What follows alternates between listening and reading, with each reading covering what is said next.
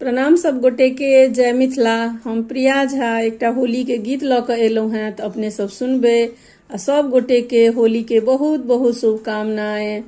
तो सुनल जाओ होली गीत।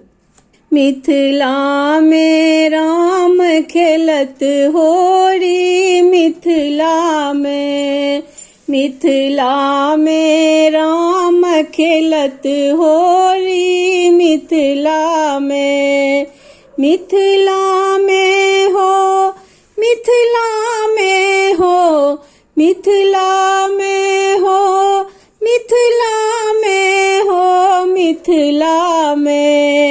मिथिला में राम खेलत होरी, मिथिला में किनका के पहिरन पियर पीताम्बर, किनका के पहिरन पियर पीताम्बर, किनका के पहिरन कुसुम चुनरी, मिथिला में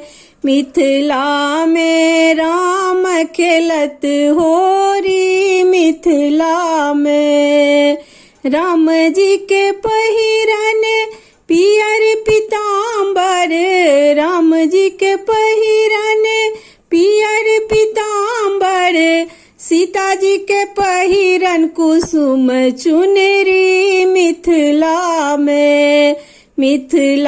में राम खेलत होरी, मिथिला में किनका के हाथ कनक पिचकारी, किनका के हाथ कनक पिचकारी, किनका के हाथ अबीर जोड़ी, मिथिला में राम खेलत होरी, मिथिला में राम जी के हाथ कनक पिचकारी, राम जी के हाथ कनक पिचकारी, सीता जी के हाथ अबीर जोड़ी, मिथिला में राम खेलत होरी, मिथिला में हो, मिथिला में हो, मिथिला में हो, मिथिला में हो, मिथिला में राम खेलत होरी, मिथिला में। Happy Holi friends.